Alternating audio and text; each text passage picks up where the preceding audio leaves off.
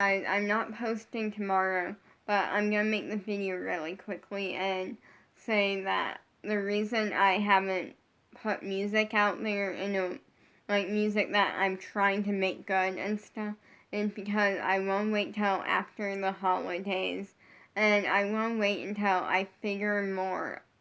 I want to wait until I find out more about my sound and what that is, because Allison Porter talked about it before, and how we're over time we're gonna find our sound and figure out what our sound sounds like and stuff.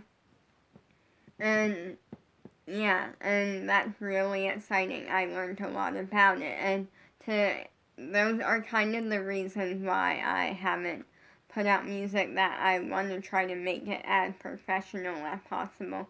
I put music out there just for fun, but also that's a whole process that I have for that, and when it feels right, when I feel like I know enough about my sound to put out music, that's when I will start that process. But I'm gonna wait until I know more about my sound. Tomorrow I'm not posting a video, but anyways, to answer the question why I went, why I went, why I started dance classes and voice lessons right after losing my mom in the exact same week. The reason is I wanted to. I love singing and dancing so much, and my mom loved watching me dance. I don't really know about singing because that was something that I decided to take time, and I wanted to take a lot of time and make it a very slow process before I started in singing in front of people again, because the last person that the last person besides Bella and another girl in my family that heard me sing and before I started voice lessons was my crush. And singing just felt like our thing. It felt like hearing me sing felt like our thing. Like singing in general didn't, but hearing me sing felt like our thing, especially because Ozzy helped me so much with my singing. And what I mean by that is not making me a better singer, but getting me to love singing, and he helped so much for me to get over the fear or whatever it was. Because I don't even know if it was a fear. I don't really know, but he helped a lot with that. And so, yeah, I do miss him, and yeah, I'm never going to give up on finding him, but I also know that I may never find him again, but I'm also thinking about it as there's always a chance that one day I'll put out music or something and get big and famous, and he'll see it and reach out through Instagram or something. Even though I know that it's probably not gonna happen, but I still dream of that because it's good to dream. And for me, I will say this, that for a really long time, I always grew up hearing dream in big. I always heard about dreams and stuff, and how it's good to have dreams, and that if you have a dream, you should go for it and stuff like that. But I never really believed it the way that I do now. And what I mean by that is in the last year and a half plus a little bit, so a little bit over a year and a half now, so many things that I never thought would actually happen, but I dreamed of. I would go to sleep at night and then wake up disappointed and realizing that it was a dream and not real. Like, that sort of stuff, like, it happened. And if you're wondering what that spot was that, like, just flew off of my face, that was a fly that I didn't realize was on my face. But anyway, like, I'm becoming an Abby favorite and dancing for XOG Pop spotlighted on Zoom.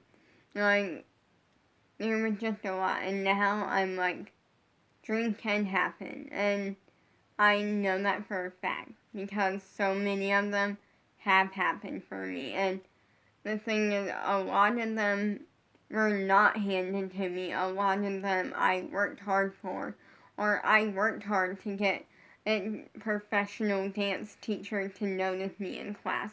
I worked hard to become an Abby favorite. I worked really hard to get the call back for the scholarship that day. Go back to past YouTube videos to hear the full story on that. Because, yeah, like, I worked hard to get Guy Group to notice me in class and spotlight me quite a few times. Like, I worked really hard for a lot of it. Yeah, some of it was handed to me, like going to Squad Tour last year. Like, that my parents paid for. And yeah, meeting Julia Marlene on Zoom twice, that my parents didn't pay for because it was free, and that just kind of happened. That was just a lucky coincidence. That was just something that happened that was really cool that it happened. And I wouldn't say it was a lucky coincidence, but then, yeah. But, like, some of it, like, dancing for XOG Pop on Zoom, like, that, like, getting XOG Pop to notice me, that was something that I didn't, well, that was something that I didn't work hard for it to happen, but when I was in the dance class, I worked really hard to try to get them to notice me. So, like, that was, it goes back and forth with that one. Like, like, it happened, but when it came to getting spotlighted for a group, like, they were spotlighting for a group, that I worked really hard for. I worked really hard jumping up and down and, like, acting like I was just the happiest person on earth, because that's what they were looking for. Well, that's what Geiger was looking for, or for people to get spotlighted, was who looked, like, what people looked the most excited, like, and so I worked really hard by jumping up and down and, like, waving my hands and just, like, fangirling really hard. I did do that. At that day, I will remember that day like it's something special. I remember that day. And, like, being like, I'm gonna wear makeup just because I'm gonna wear a little bit of sparkly makeup just for fun. And it seemed like a fun day to do that. So I did, and then I remember, or I had just finished putting away, like, my makeup. And I was logged on, and like, it was still like 20 minutes before it started, and I was already like, this is too good to be true. And I ended up in tears 20 minutes before it started, and then I remember being really annoyed with myself because I'm like, you just did a full thing, like, you just did some sparkly makeup. Like, I wasn't say a full face of makeup, but it wasn't. Like, you just did some sparkly makeup that looks good, that looked pretty good for not knowing, like, a ton of stuff about makeup. Like, I know some stuff, I'm not, like, I'm not technical with it, meaning, you can't show me a brush and I'm like, it's a 4A or something. Like, I don't know, like, what things are. I'm like, okay, this is an eyeshadow brush, I'm assuming, because It's small and it came with an eyeshadow palette. This is eyeshadow. Oh, this is a bigger brush, so I'm assuming it's for blush. Like, I know some stuff, but not a ton of stuff. And then I was really annoyed with myself because I'm like, you just did some sparkly makeup that looks pretty decent. And you have 20 minutes before it starts, and you're already in tears with that excitement. And, like, you can't destroy your makeup. And when you can't destroy your makeup that quickly. Like, it hasn't even been, like, 1 minute. And your makeup is, there's a chance that it's already going to be destroyed. Like, it ended up not getting destroyed. I was really impressed. Petite and Pretty makeup is really good because I was physically in tears of happiness. And my makeup still, it still looked really good. Like, it didn't change at all. So I'm going to say peace out. Bye.